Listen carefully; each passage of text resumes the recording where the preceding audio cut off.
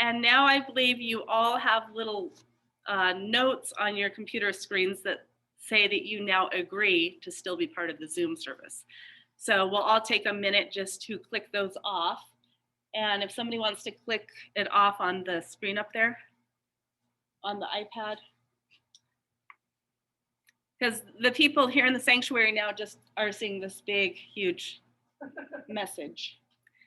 So while we do that, why don't we get started with Open Your Heart.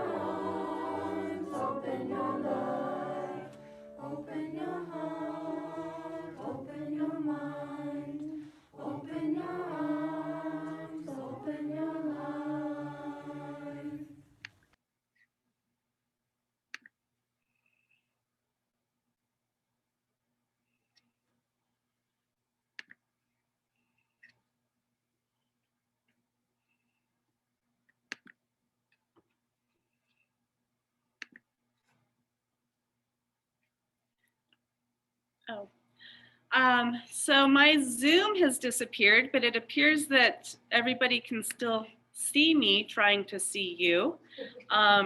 So I'm just gonna go with that for now, and we will say, we welcome you here.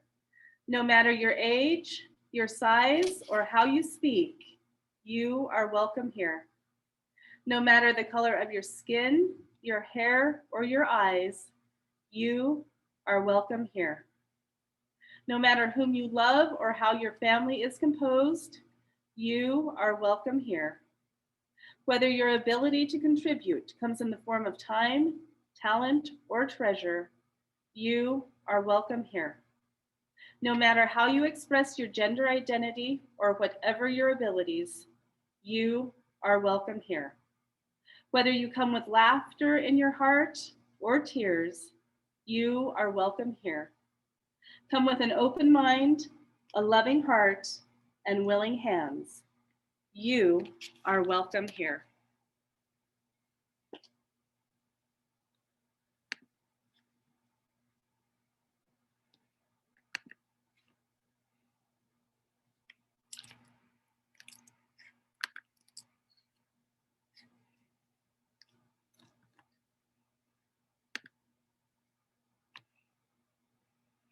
Our opening music this morning is a special song recorded by Joni Leinbach and Ben Leinbach.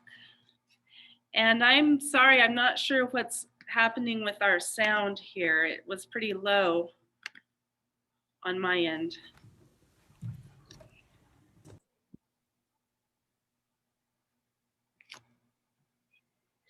Hi, my name's Joni and this is my son Ben. In April of last year, the folk singer John Prine died from COVID, in fact. And I started listening to him again, and I discovered this song that has just kind of stuck with me for a while. It's called I Remember Everything. and I have been sort of hoping to sing it for a memorial service for a while. So that's what we're going to do here in a minute. One thing that people might not know about John Prine is that he actually served in the military during the Vietnam era. So it's apropos in more than one way today. All right, hit it.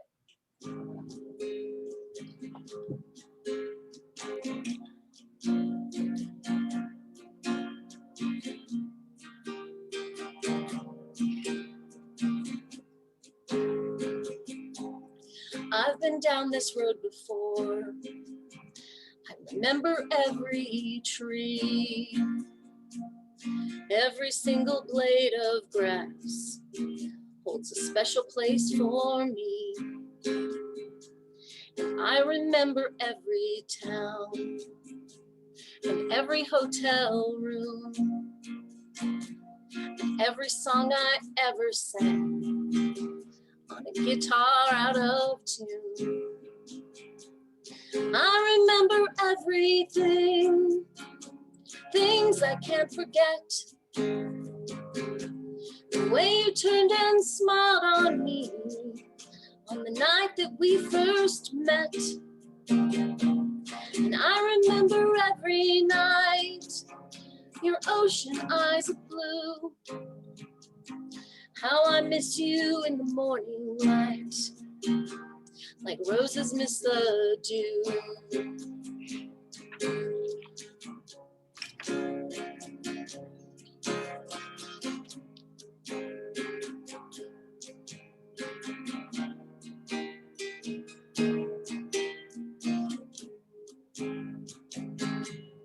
I've been down this road before, alone as I can be,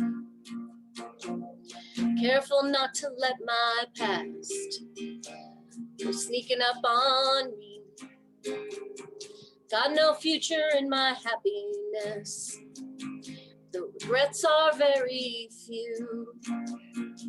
Sometimes a little tenderness was the best that I could do. And I remember everything, things I can't forget. Swimming pools of butterflies that slipped right through the net. I remember every night, your ocean eyes of blue. How I miss you in the morning light, like the roses miss the dew. How I miss you in the morning light, like roses miss the dew.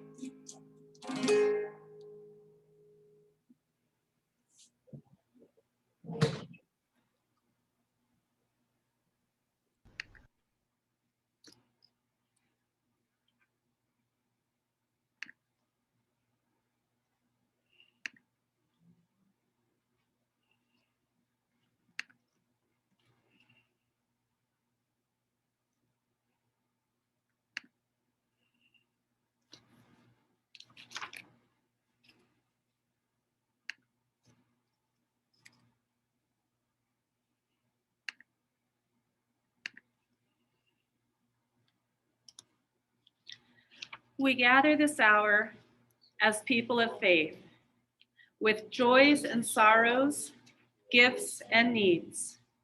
We light this beacon of hope, sign of our quest for truth and meaning, in celebration of the life we share together.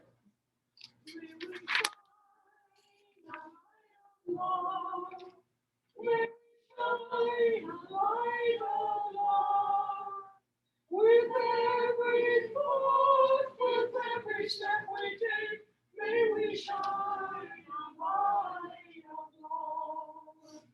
May we shine a light of hope. May we shine a light of hope. With every thought, with every step we take, may we shine a light of hope.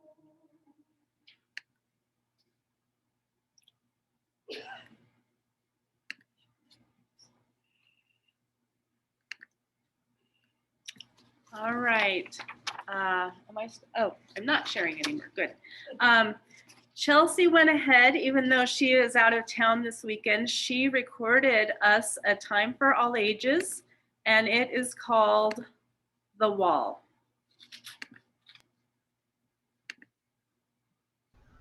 The Wall by Eve Bunting, illustrated by Ronald Himmler.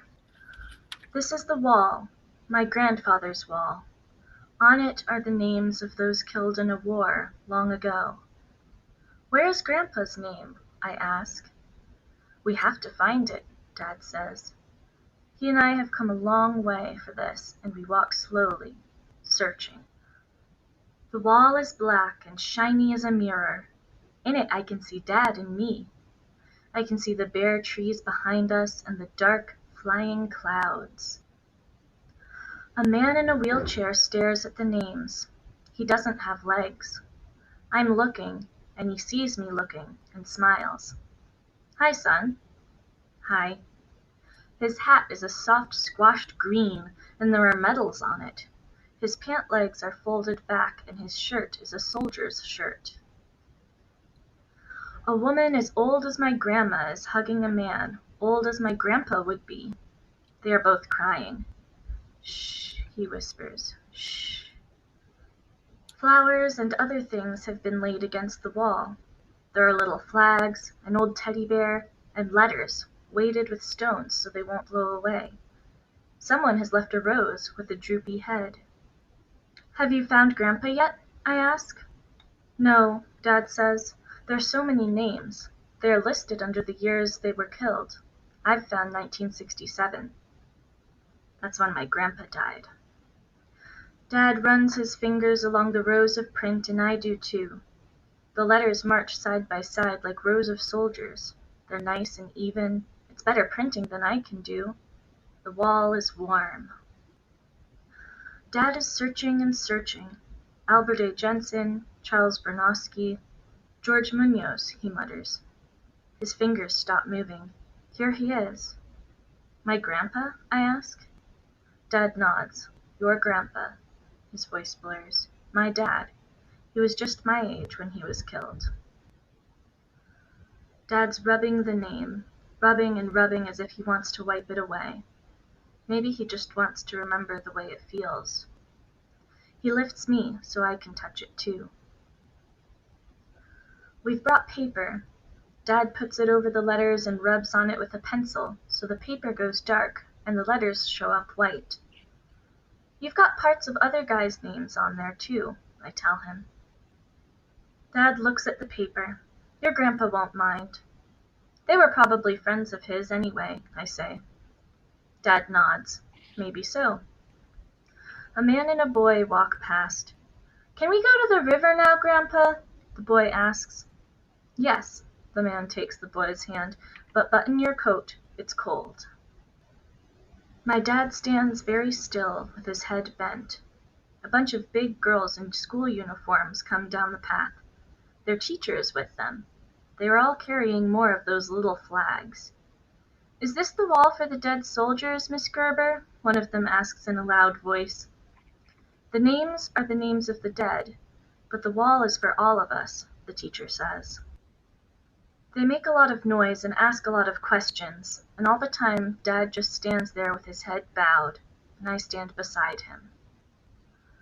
The girls stick their flags in the dirt in front of the wall and leave. Then it is quiet again. Dad folds the paper that has Grandpa's name on it and puts it in his wallet. He slides out a picture of me, one of the yucky ones they took in school. Mom made me wear a tie. Dad puts the picture on the grass below Grandpa's name. It blows away. I get it and put it back and pile some little stones on top. My face smiles up at me from under the stones. Grandpa won't know who I am, I tell Dad. I think he will, Dad says. I move closer to him. It's sad here. He puts his hand on my shoulder. I know, but it's a place of honor. I'm proud that your grandfather's name is on this wall. I am too, I say. I am. But I'd rather have my grandpa here, taking me to the river, telling me to button my jacket because it's cold.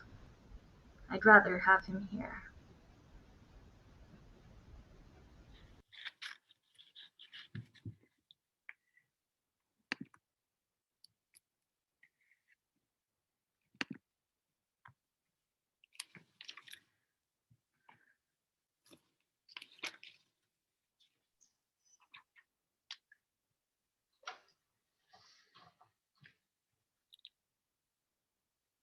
On this Memorial Day, I want to share some words by our own Phil Ellsworth, a poet, friend, and fellow veteran from World War II who died last year.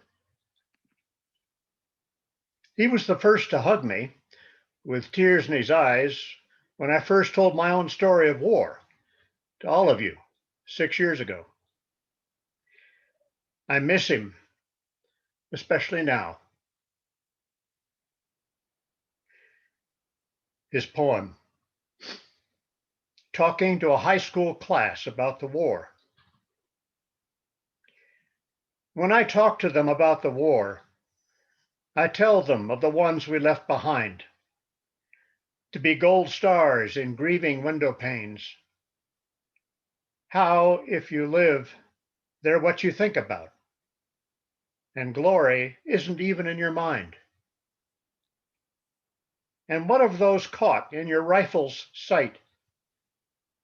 Those too you think about, for they, as you, trudged in the mud, lay fearful in the night, and dreamed of home. Those too you think about. Those too.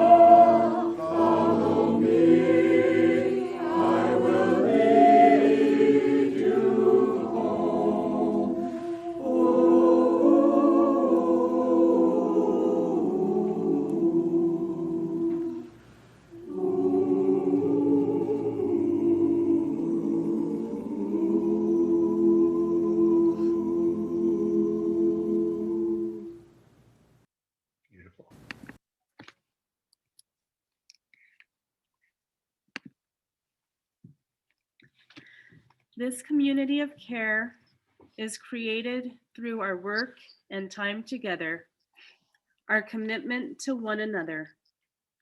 This is our covenant, to walk together in loving fellowship, to share our hopes and values. As we pass these baskets, both in person and virtually, we thank you for the generous gifts which support the work of this religious community and Unitarian Universalism in the world at large. Not quite, Liz, not quite.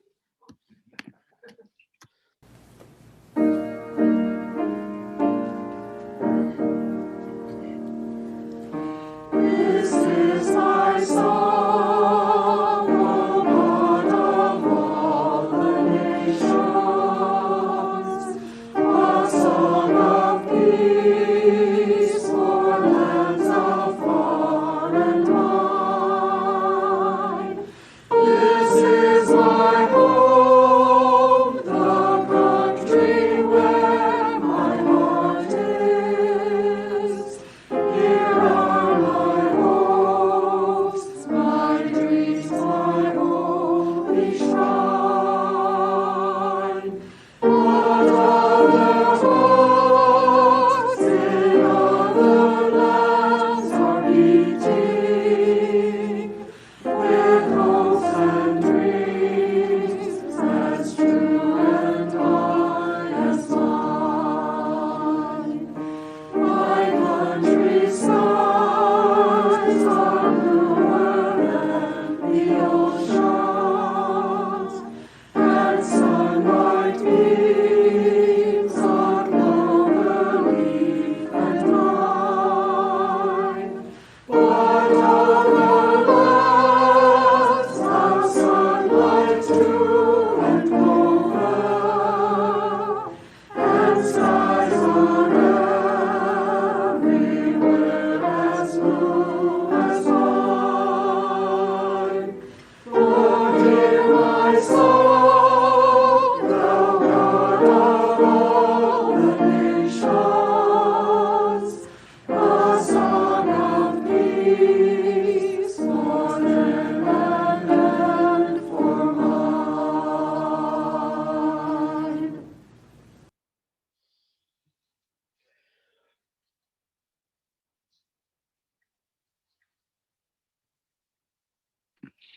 This congregation is a community of ourselves. Its energy and resources are our energy and resources. Its wealth is what we share.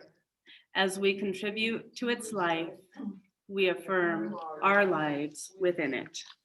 From you I receive, to you I give, together we share, and from this we live. From you I receive, to you I give, together we share, and from this we live.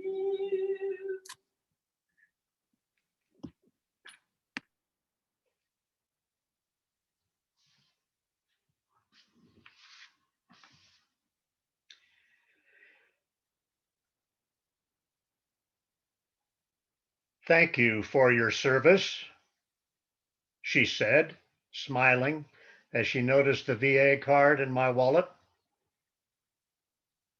But she doesn't know, I tell myself. As always, I cringed inside, bracing for the flow of dark moments of things I did to them that I would never do to us while serving my country in a war I opposed. But the moment passed. I stopped the flow just in time and smiled back. Good morning. Tomorrow is another Memorial Day, the 156th since it began as a day set aside after the Civil War to honor and mourn those who died in war. Tomorrow is another chapter in the story of military service and sacrifice for our country, spanning 11 major wars and 66 smaller conflicts, foreign and domestic, since 1775. These were wars fought both by volunteers and by draftees, conscripted for this purpose, until the latest version of the draft was ended in 1973. Last year, I focused on 5 stories about 5 young men from Mesa County who died in 5 wars over the past century. George Robbins, World War I. Homer Biggs, World War II. Clyde Hewitt, Korea. Thomas Doody, Vietnam. Wade Oglesby, War on Terror. They were young. Average age, 23. They lived close by and attended high schools we all know. I told you who they were, where they served, and how they died. I then asked a difficult question. What did they and their 118 other fellow soldiers from Mesa County die for? Or more appropriately, for what were they sacrificed? Their country, of course, but why? Apart from World War II and possibly Korea, the answers were dark and unsettling, especially for the most recent wars in Vietnam, Afghanistan, and Iraq, where the last 4 men of Mesa County died in 2004 during the invasion and occupation of that country.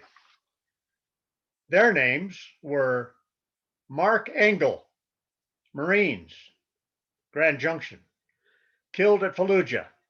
He was 21. Wade Oglesby, Army, Grand Junction, killed at Taji. He was 27. Chance Phelps, Marines, Clifton, killed in Al Anbar province. He was 19. Michael Shackelford, Army, Grand Junction, killed at Ramadi.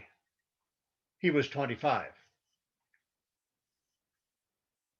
That invasion was part of the War on Terror, unleashed by George W. Bush after the attacks of 9/11.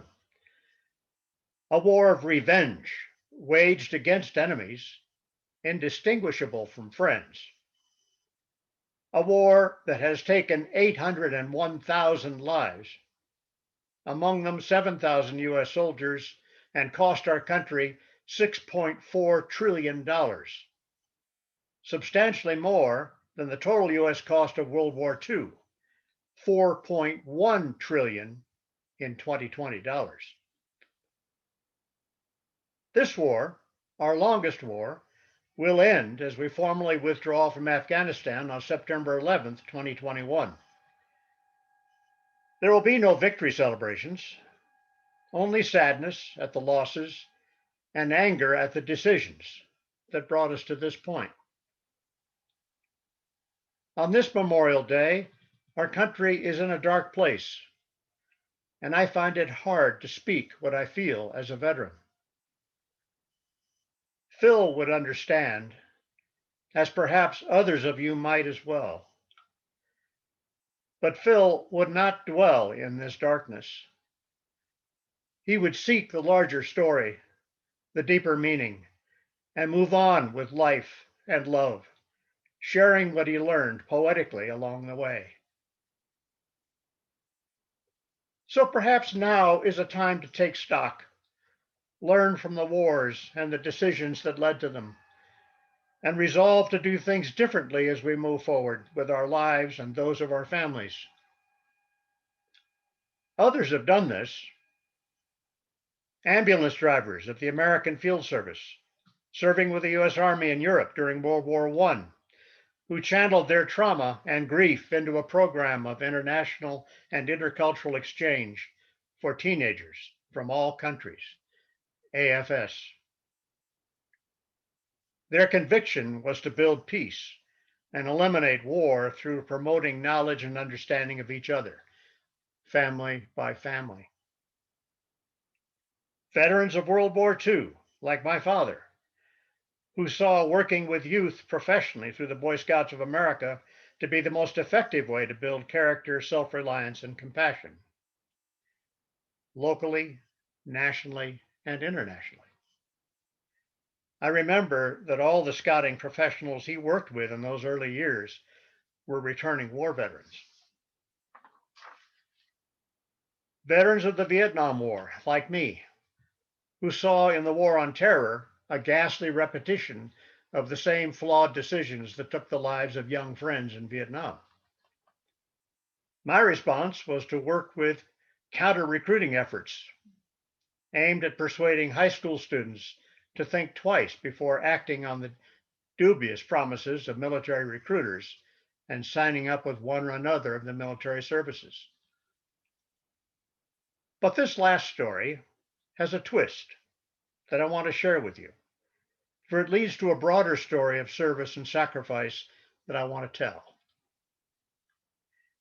In 2012, while teaching at the University of St. Thomas in Houston, Texas, I had an emotional encounter with one of my students, a veteran of the Iraq War and occupation. His wartime horrors reawakened mine. I shared the story of that encounter with you in an earlier sermon. I still remember the emotions as I write these words. Shaken by that encounter, I joined a small group of teachers and citizen activists alarmed at the post 9/11 expansion of junior ROTC and other military recruitment programs at area high schools.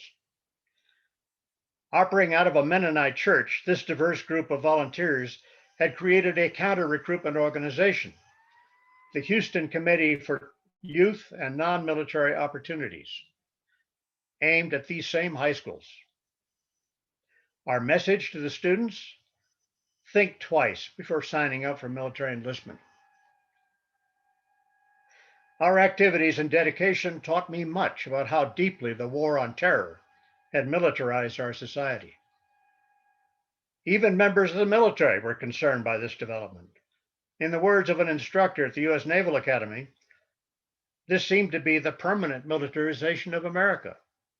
And he went on to say, from lawmakers' constant use of support our troops to justify defense spending, to TV programs and video games like NCIS, Homeland, and Call of Duty, to NBC's shameful and unreal reality show Stars Earn Stripes, Americans are subjected to a daily diet of stories that valorize the military while the storytellers pursue their own opportunistic political and commercial agendas.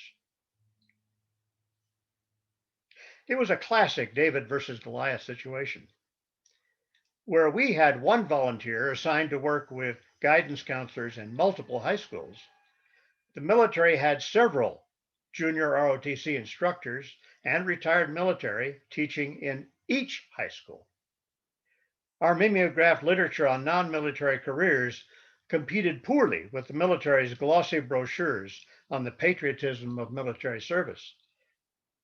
A few facts from a strategy document we prepared tell the story. Military recruiting is well organized.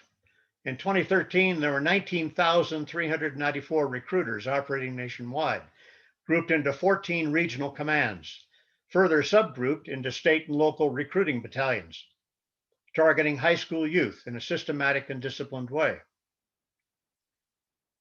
Military recruiting is well funded. In 2013, nearly $2 billion of the defense budget was dedicated to military recruitment, including junior ROTC, which is classified under recruiting.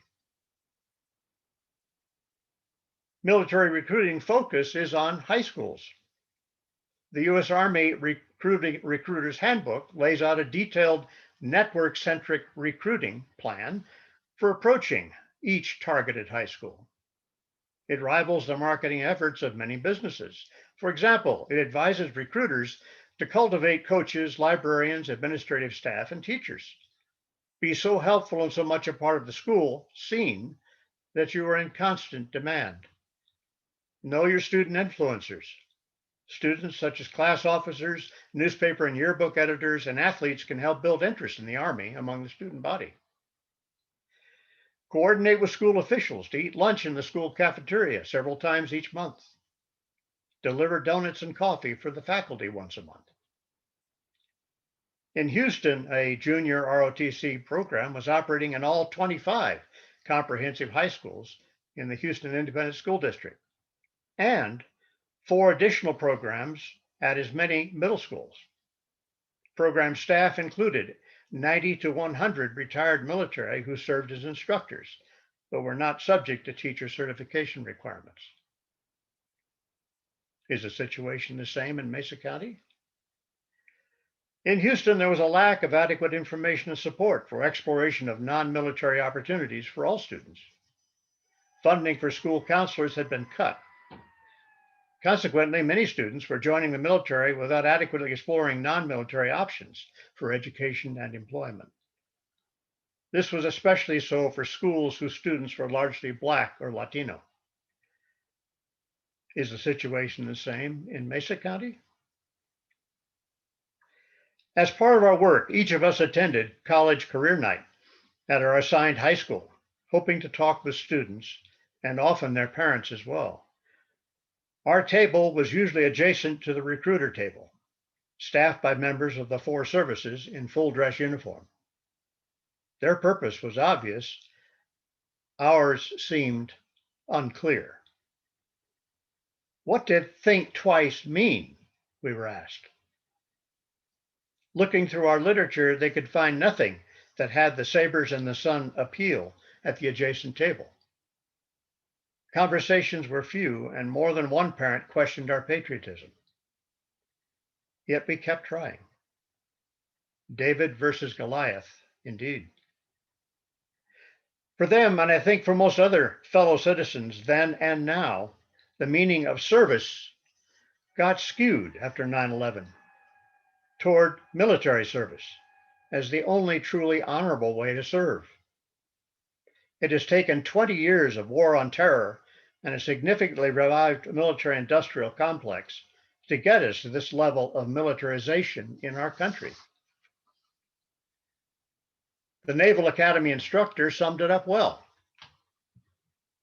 Uncritical support of all things martial is quickly becoming the new normal for our youth. Hardly any of my students at the Naval Academy remember a time when their nation wasn't at war. Almost all think it ordinary to hear of drone strikes in Yemen or Taliban attacks in Afghanistan. The recent revelation of counterterrorism bases in Africa elicits no surprise in them, nor do the military ceremonies that are now regular features at sporting events. That which is left unexamined eventually becomes invisible. And as a result, few Americans today are giving sufficient consideration to the full range of violent activities the government undertakes in their names. He goes on to say, were Eisenhower alive, he'd be aghast at our debt, deficits, and still expanding military-industrial complex. And he would certainly be critical of the insidious penetration of our minds by video game companies and television networks, the news media, and partisan pundits. With so little knowledge of what Eisenhower called the lingering sadness of war and the certain agony of the battlefield, they have done as much as anyone to turn the hard work of national security into the crass business of politics and entertainment.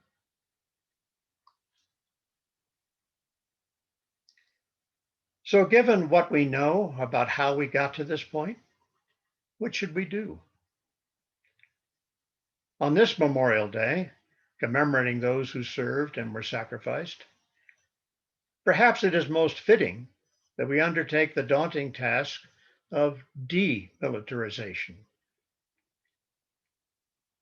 Obviously, this is a huge challenge, likely to be viewed as unpatriotic in these times of extreme nationalism. But we must try for the sake of our children and grandchildren.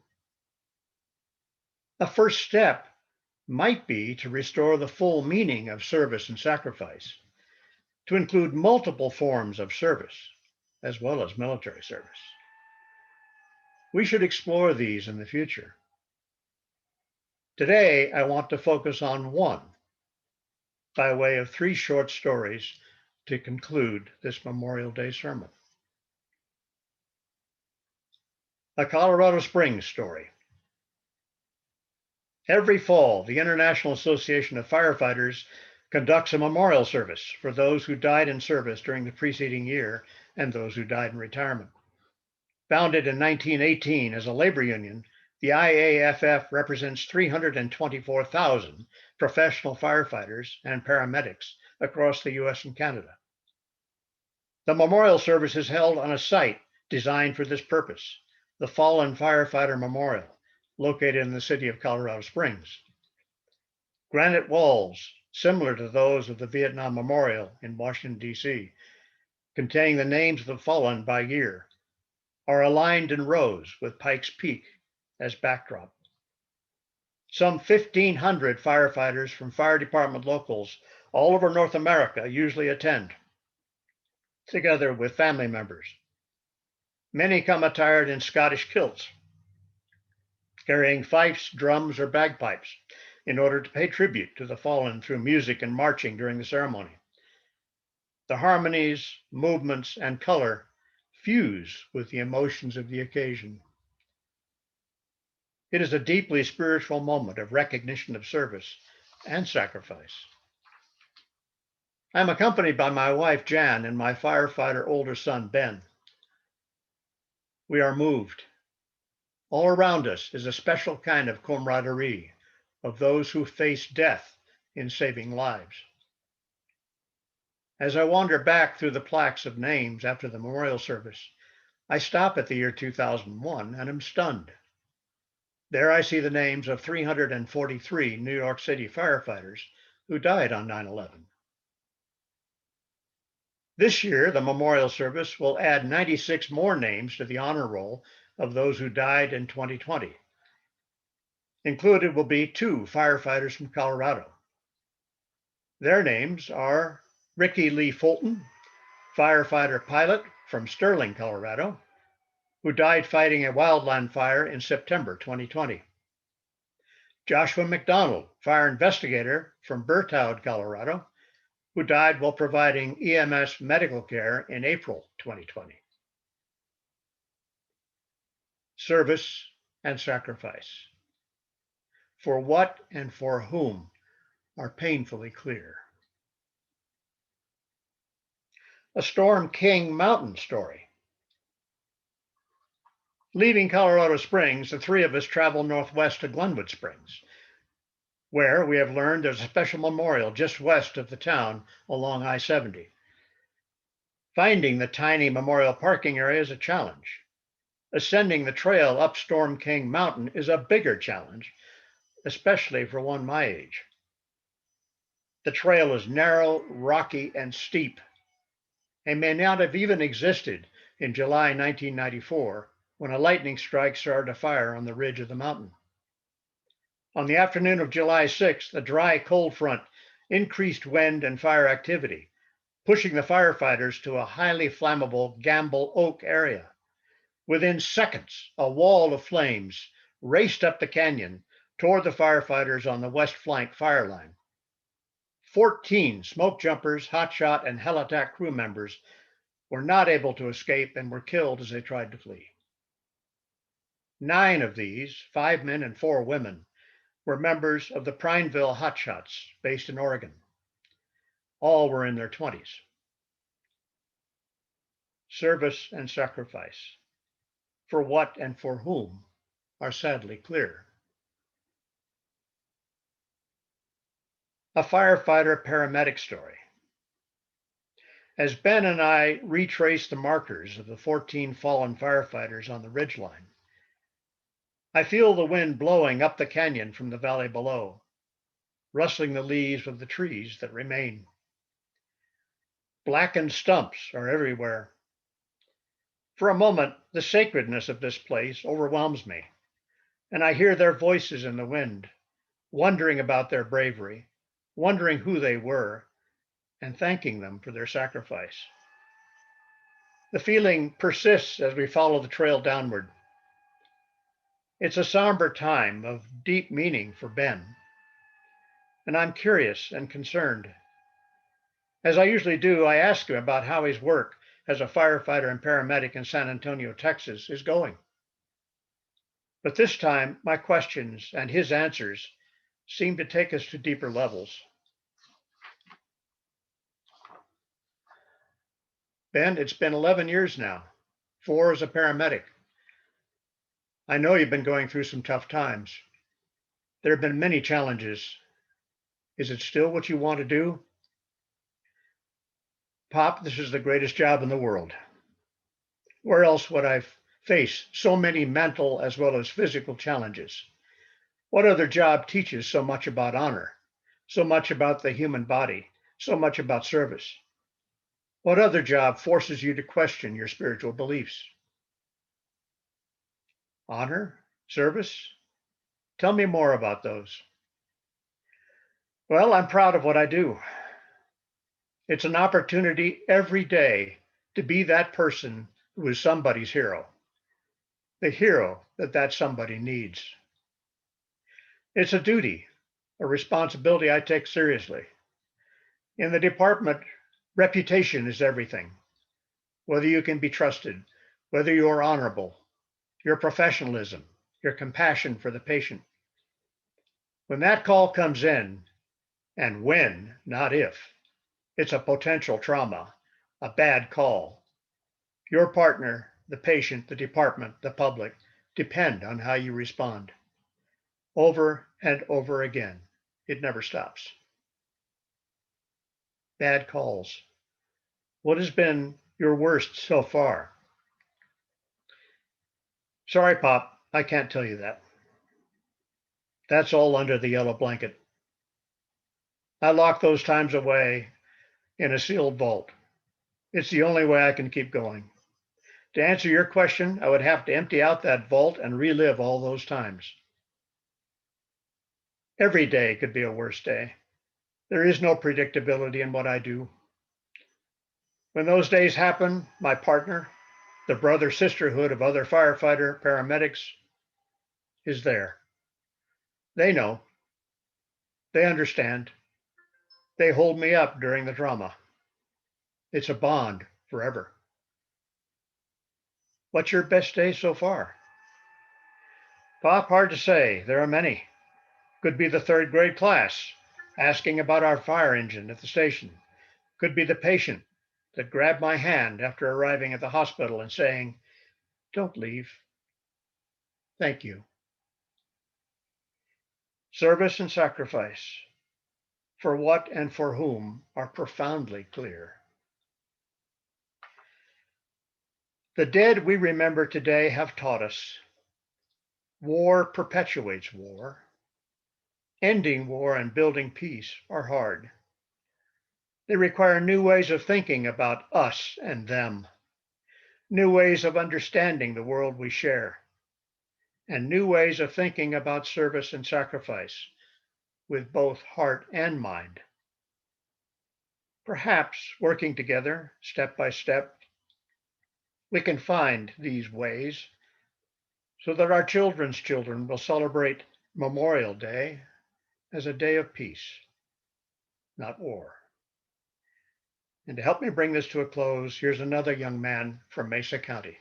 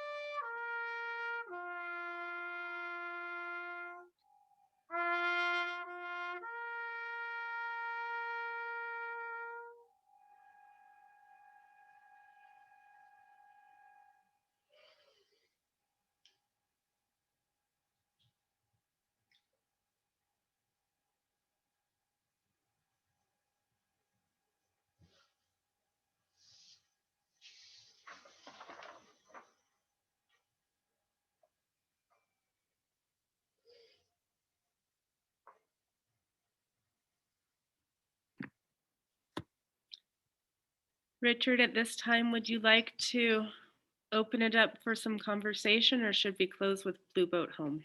Let's close with Blue Boat Home.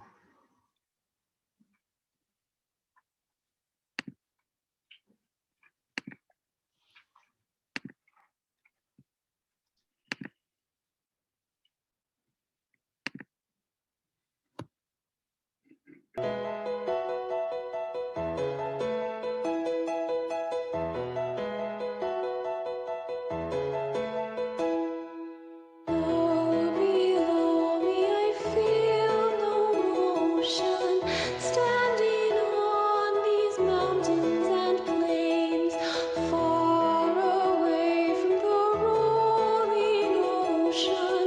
Still my dry land heart can say, I've been sailing all my life now. Never harbor or port have I known. The wide universe is the ocean I travel, and the earth is my blue boat home. Sun, my sail, and moon, my rudder, as I ply the starry sea, leaning over the edge in wonder, casting questions into the deep, drifting here with my ship's companions, all we kindred pilgrim souls, making our way by the lights of the heavens in our beautiful blue boat home. I give thanks to the waves upholding me, hail the great winds urging me on, greet the infinite sea before me, sing the sky my sailor's song. I was born upon the fathoms, never harbor or port have I known. The wide universe is the ocean I travel, and the earth is my blue boat home.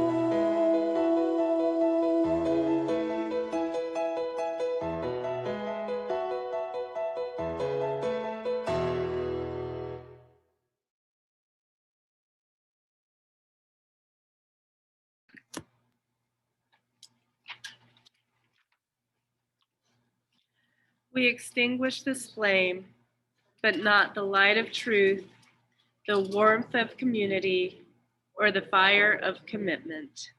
These we carry in our hearts until we are together again.